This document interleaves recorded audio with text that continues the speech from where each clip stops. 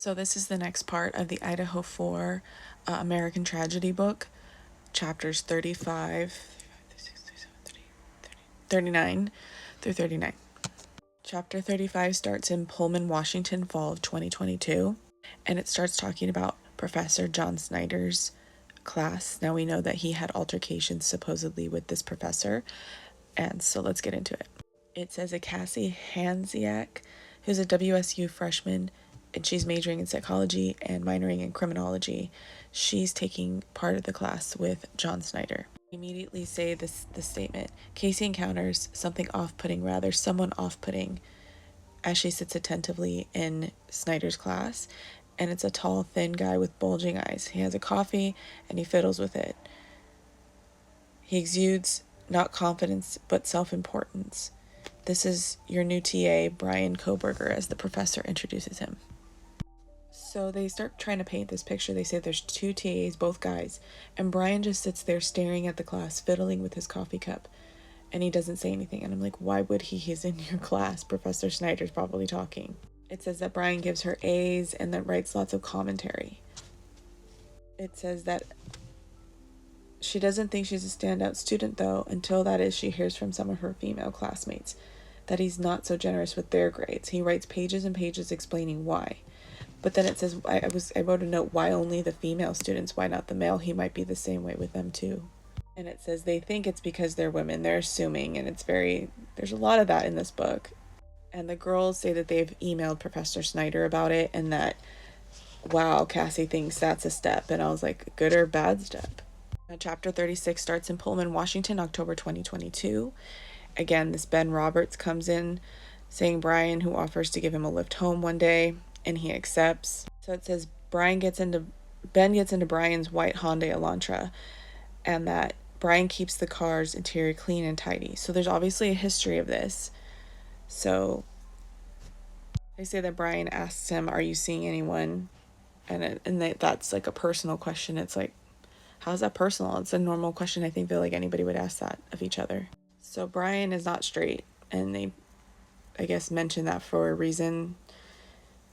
That Brian, he tells Ben that he believes in traditional gender roles. Implication being that female colleagues are wasting their time in class and have no business pursuing master degrees. Essentially, Brian believes that men should make money and women should be homemakers. So Ben is the one that says that Brian states, I can walk into any social gathering and get any girl I want. But it's kind of contradictory to what everyone said about Brian, that he's an incel. And Ben says that it puts Brian at a creep level in his mind. They say that he doesn't know that Brian has in fact seen a girl he wants and can't get, a beautiful girl with long blonde hair and blue eyes. Who are they referring to with that?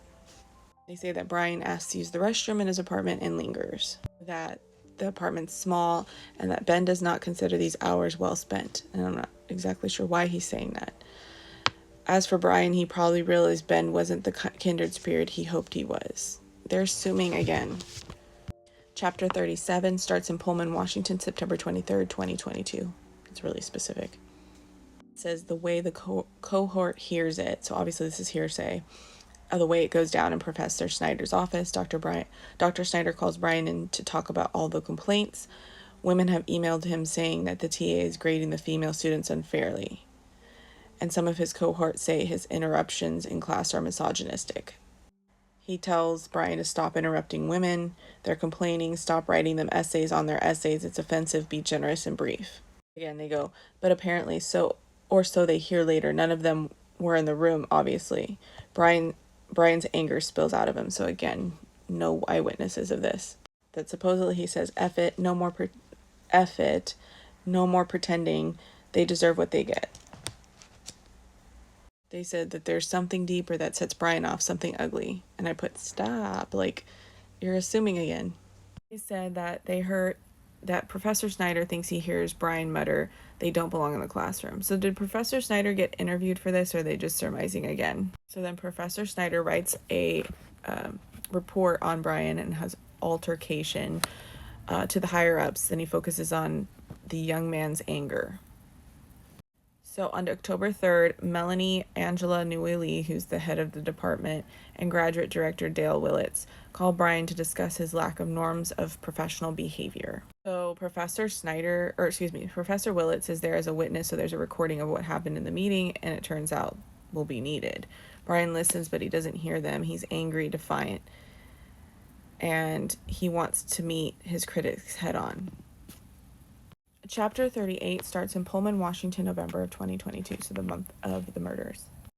He says it's again Ben Roberts talking about how he feels the way that Brian talks is offensive, misogynistic, about gender roles, and that Brian looks positively ill and he's physically deteriorating, they believe. He's assuming because of finals. He states he looked like the Walking Dead. I mean, we're talking his eyes were just completely dark most of the time. He looked just gone. This wasn't just sleep deprivation, it was something serious ongoing. Ben goes to WSU's Student Care Network and fills out a form indicating his concern. He wants to send it to the administration. Why is he so concerned with Brian? Again, he says, there's just something about this guy that's just too weird. And then we have Chapter 39, Pullman, Washington, October 14th, 2022. And that's just about the Isabel Luengas, the officer that pulled him over. We have the video of that. We've seen that. If you want to see more of that, you can just go watch the video of that. At the very end, they compare him to Elliot Rodger, and they say that he was paid a visit by police, that they left with no clue that he was planning a mass murder. It's possible that Brian, too, can get away with anything he wants. I don't understand why they're so focused on comparing him to Elliot Rodger, but they constantly bring up that comparison throughout this book so far.